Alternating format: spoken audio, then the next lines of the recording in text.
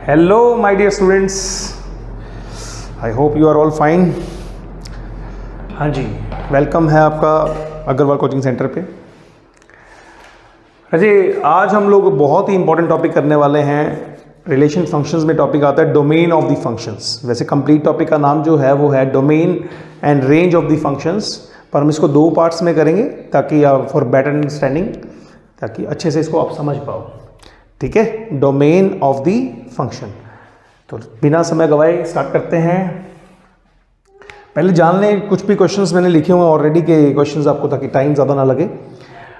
Domain और range होता क्या है वो देख लें एक बार, जो बच्चा बिल्कुल स्टार्ट से कर रहा है। डोमेन का मतलब होता है value of x, value of x, value of x for which function is defined, function is defined. ठीक है, आप लोग अपनी नोटबुक पे लिख भी सकते हो ताकि बात, जैसे अब ये क्वेश्चन है, मान लो हम लोग समझते हैं सेट ए सेट बी। आपके पास ये सेट ए है, ये सेट बी है। इसमें जो सेट ए के अंदर जो एलिमेंट कनेक्टेड होते हैं उसको नॉर्मली हम एक्स बोलते हैं। ठीक है, डोमेन का पार्ट होता है सेट ए, जो कनेक्टेड एलिमेंट्स है। ठीक है, और जो उसको पुट करने के बाद आंसर आता है दैट इज वाई। तो y की वैल्यू को हम बोलते हैं range, value of y, value of y को हम बोलते हैं रेंज, और वैल्यू ऑफ x को हम बोलते हैं डोमेन। कौन सी वैल्यू को?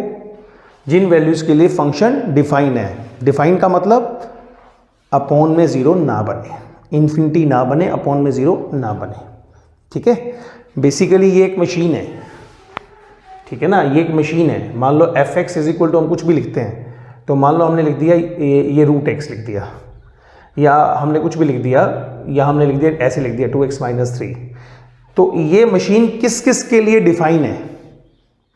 एक तो ऐसा होता ना भाई, अब आप मिक्सी में डाल के मान लो आलू घुमा दो तो वो बनेगा ही नहीं, उसका शेक थोड़ी बन जाएगा। तो पॉइंट है किस किस के लिए डिफाइन है, उस पार्ट को बोलते हैं डोमेन। ठीक, डोमेन जब भी एक वर्ड आपके दिमाग में आता है, जब भी आपको कहीं क्वेश्चन में आता है, आप एक बात, दो चीज़ें दिमाग में रखो कि एक तो अपॉन में ज़ीरो नहीं बनना चाहिए, एक तो अपॉन में ज़ीरो नहीं बनना चाहिए, और एक रूट के अंदर negative number not allowed. Root में मान लो कुछ भी लिखा है तो negative is not allowed, negative is not allowed. ठीक है,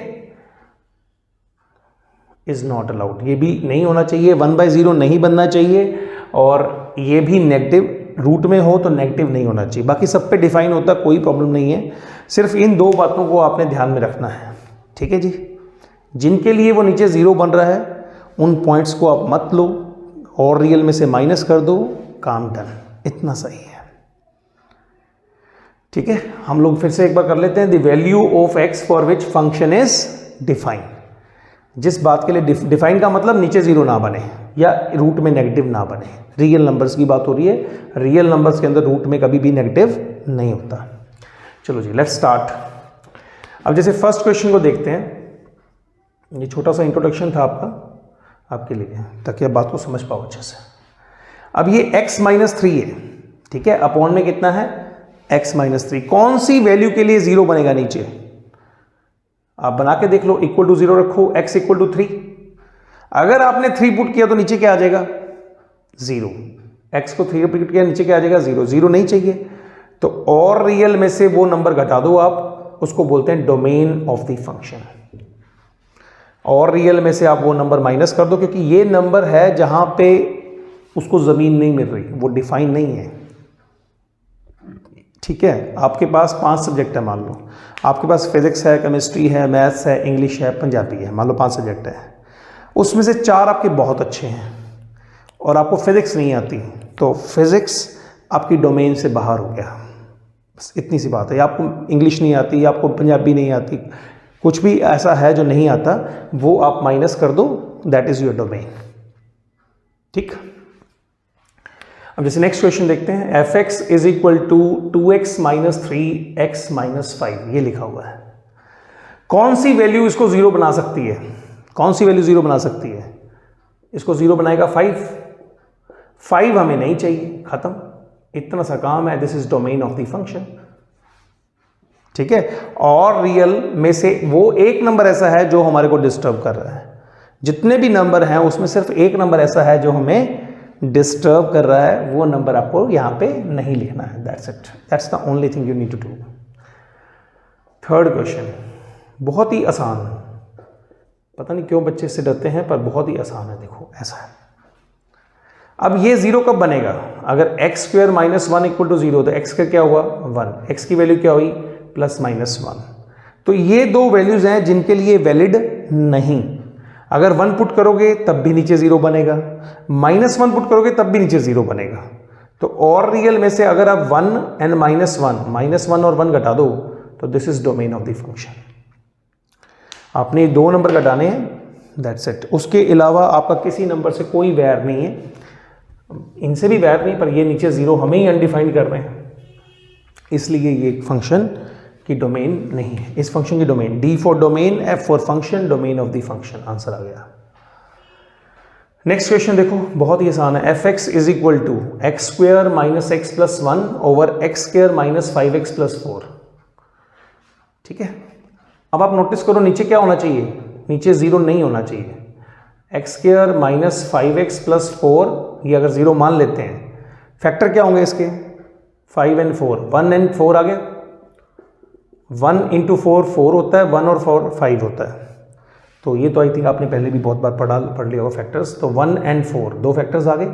अब ये दो वैल्यूज पुट करते नीचे जीरो बनेगा। देखो आप वन पुट करोगे, वन का square one, one plus four five, five minus five zero. तो डेफिनेटली ये दो फैक्टर ऐसे हैं जो खराब कर रहे हैं। तो वन और फोर को और रियल में से सब्ट्रैक्ट कर दो, that is domain of the function. क्या ये बात समझ में आई अच्छे से? गुड, शाबाश। Next fifth question. अब हमारा पहला वन बाय जीरो वाला एक कंसेप्ट रैशनल फंक्शंस के लिए हमने ऑलमोस्ट डन कर लिया। आगे भी जाएंगे, रूट के साथ आ गए अब, अलोंग विद दिस रूट भी आ गया। अब देखो ये क्वेश्चन लिखा हुआ है F x is equal to, चलो मैं अगर ऐसे क्वेश्चन लिखूं कि अगर ये ऐसे लिखा होता रूट में, तब क्या होता? अब ये क्या लिखा हुआ है ऊपर, या x माइनस थ्री लिख लेते हैं। अब ये क्या लिखा हुआ है? अब ऊपर लिखा हुआ है रूट में नेगेटिव इज नॉट अलाउड।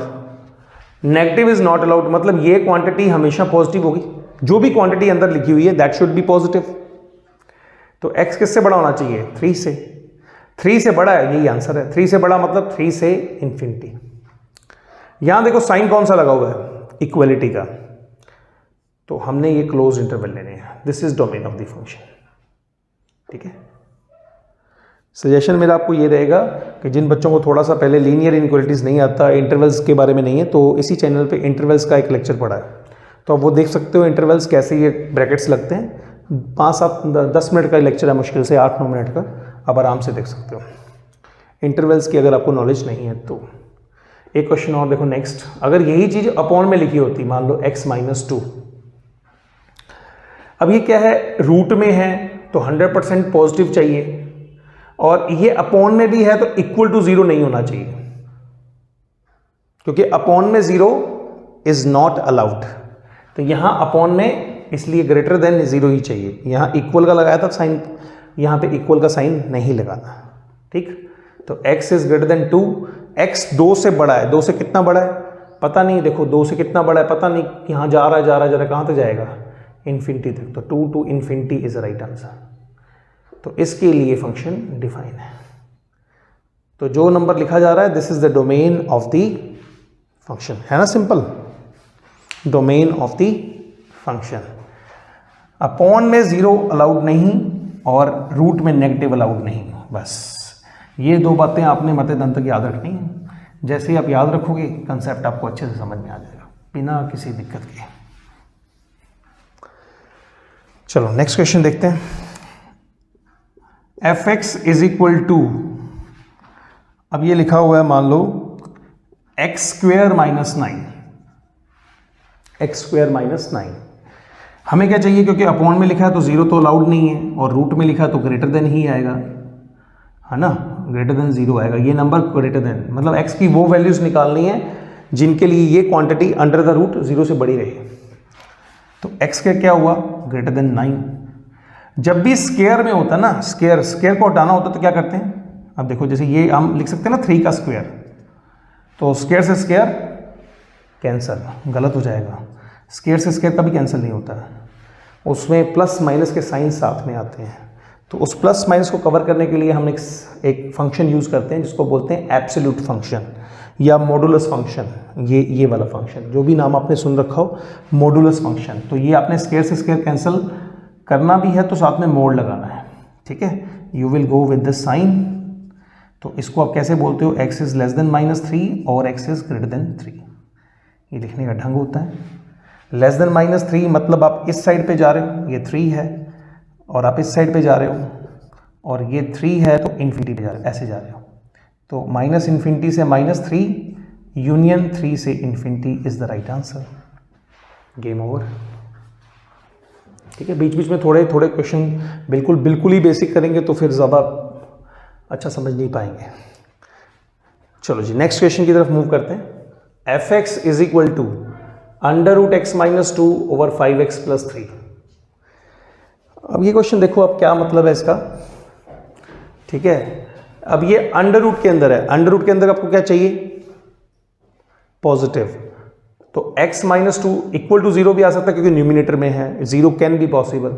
तो ये हो गया जी x ग्रेटर देन 2। एक तो ये बात हो गई। अगर इसकी बात करें तो कितना आएगा, 5x + 3 can't be equal to 0 क्योंकि डिनोमिनेटर में है। डिनोमिनेटर में 0 इज नॉट अलाउड। तो कितना हो गया, x is not equal to -3/5। तो वैसे भी अगर x 2 से बड़ा है तो ये वैल्यू तो अलाउड ही नहीं है, ये तो आएगी ही नहीं किसी भी हाल में। तो आंसर क्या आ जाएगा आपका, 2 से इन्फिनिटी। तो आंसर क्या आ जाएगा, 2 से इन्फिनिटी। ठीक, next question, 8th question. f(x) is equal to mod x - x। कैसे करेंगे आप, नीचे अपॉन में क्या नहीं चाहिए, अपॉन में क्या नहीं चाहिए, 0। अपॉन में 0 नहीं आना चाहिए। तो फिर कैसे करें,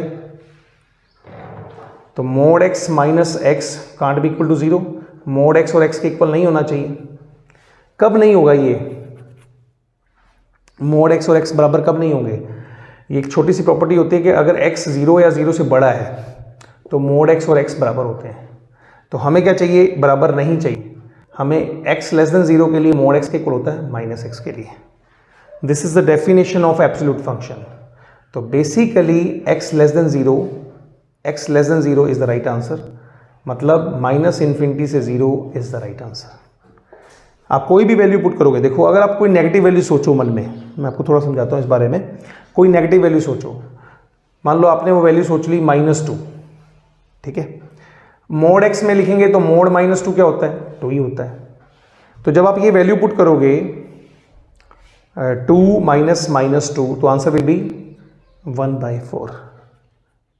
ठीक है, यहां पे पुट करके देखा हमने। कोई भी नेगेटिव वैल्यू, जो आपके मन में नेगेटिव वैल्यू आए, है ना, वैसे तो नेगेटिव सोचना नहीं चाहिए, पर अगर कभी नेगेटिव आता भी है तो नेगेटिव आ गया तो ये वैल्यू कभी भी 0 नहीं आएगी। इसका आंसर कभी भी 1/0 नहीं आएगा। ये कब नहीं आया, जब आपने नेगेटिव सोचा। तो इसकी डोमेन क्या आएगी,